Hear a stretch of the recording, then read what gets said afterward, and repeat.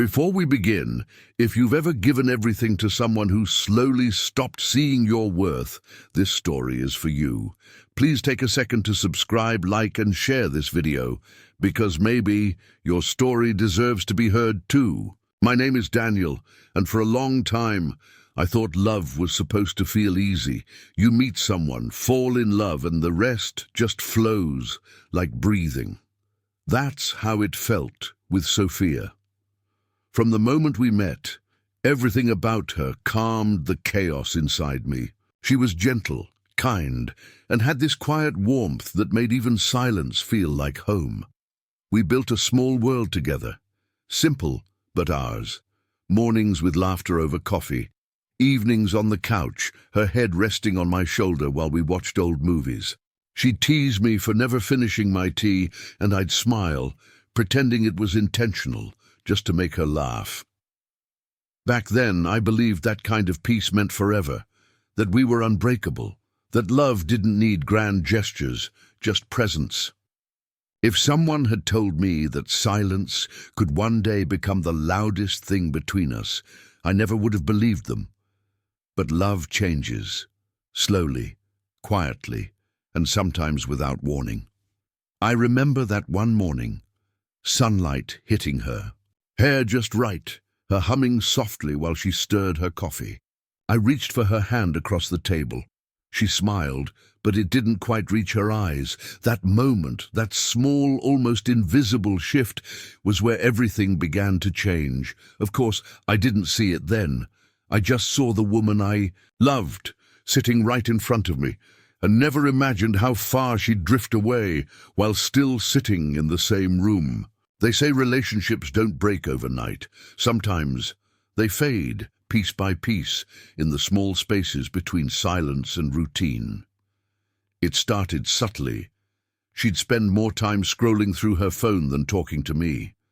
The dinners that once lasted hours now ended in minutes. "Long day?" I'd ask. "Yeah," she'd reply, not looking up.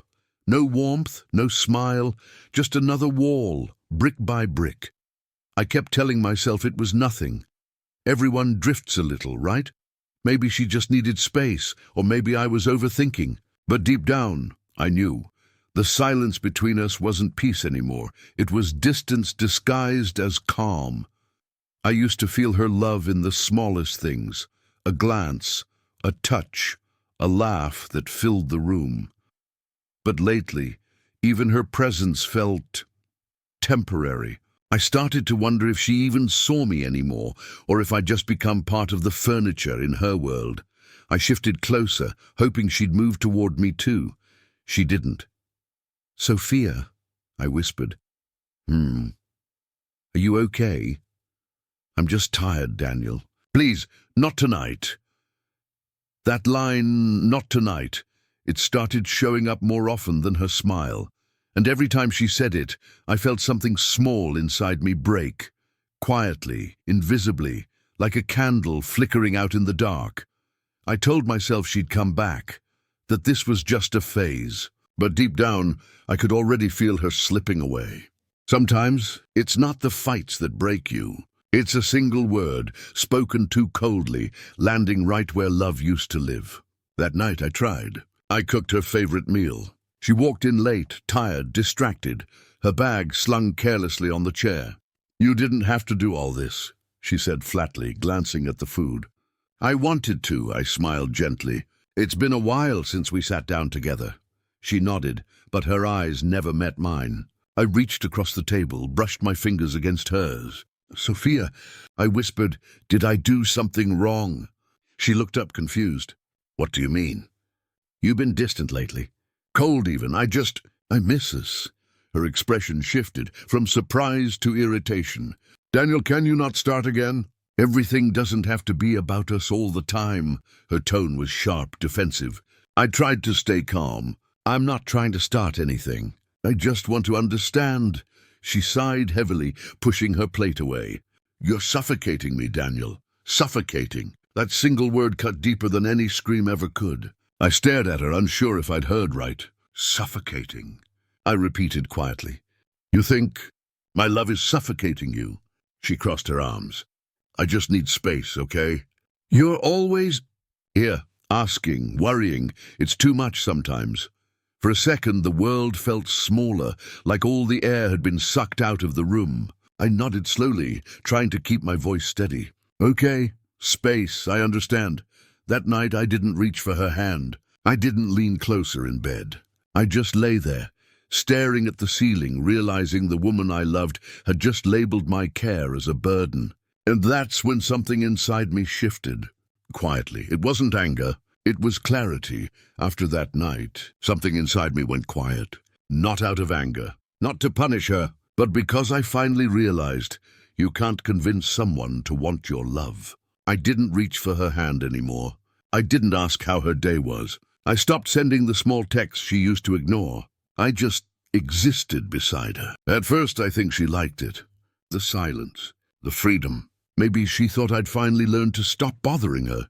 But silence has a strange way of echoing, especially when it comes from the person who used to fill your world with noise. You've been quiet lately, she said softly. Just tired, I replied without looking up. She nodded.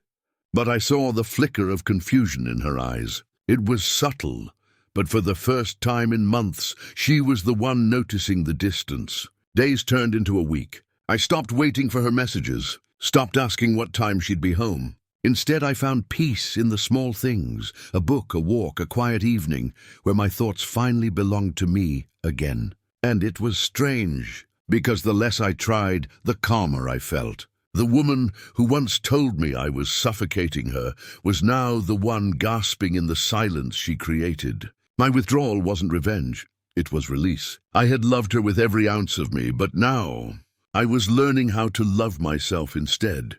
At first, she didn't notice. My silence probably felt like relief. No more questions. No more, "Are you okay?" Or, "Did you eat?" Just quiet. Exactly what she said she wanted. But silence has a way of growing, slowly, uncomfortably, until one day you can't pretend it feels peaceful anymore. "Daniel," she called out one night. You're quiet lately." I nodded, eyes still on my book. Just tired. She waited as if expecting more. But there was nothing left to say. Days turned into weeks. I stopped sending texts, stopped leaving notes on the counter. And for the first time, she was the one refreshing her notifications, waiting for my name to appear. "Why didn't you pick up?" she asked later, her voice trembling slightly. "Wasn't near my phone," I replied calmly. She forced a laugh, but her eyes told another story. The panic had begun. She started staying home more, asking if I wanted to watch a movie or if she could make my favorite meal. I'd smile faintly, say, "Sure," but there was no warmth behind it. The same wall she built between us was now standing right in front of her, and she had no idea how to climb over it. That's the thing about taking love for granted. You only realize its weight when it stops showing up at your doorstep. What's happening to us? That night felt different. The silence wasn't peaceful anymore. It was heavy, suffocating. And for the first time, I saw the cracks in her calm. "Daniel, are we okay?" He pauses, looking at her, then away. "I don't know. Are we? You don't talk to me anymore. You barely look at me. I used to, every day. But you stopped listening. I didn't mean to push you away. I thought you'd always be there." That's the thing, Sophia. People don't stop loving all at once. They just get tired of being invisible. I miss you, even though you're right here. Daniel, I miss who we were, but I can't keep trying alone. Please, Daniel, don't give up on me. I'll change. I'll fix this. It's not about fixing, Sophia. It's about feeling. And somewhere along the way, I stopped feeling like I mattered. She finally felt what I'd been feeling for months, the emptiness, the fear, the ache of being forgotten. But sometimes realization comes too late. Daniel, goodbye, Sophia. Some mornings feel like they're stitched with silence. Not because you miss someone, but because you finally stopped waiting for them. I used to think love meant holding on no matter what. But sometimes love is knowing when to let go. Because peace doesn't come from people who drain you. It comes when you finally choose yourself. I don't blame her anymore. Maybe she didn't know how to love the way I needed. Maybe I didn't know how to stop trying. But I've learned something. Love isn't about fixing people. It's about finding peace within the love you gave, even if it was never returned. I forgive you, Sophia, and I forgive myself for staying too long. Maybe she'll think of me one day, not with guilt or regret, but with quiet understanding. Because sometimes losing someone teaches you how to finally find yourself. Tell me in the comments, have you ever loved someone who made you feel unseen? What was the moment you finally chose yourself? Your story might help someone heal tonight. You don't forget to like, share, and subscribe, because somewhere out there, someone needs this reminder too.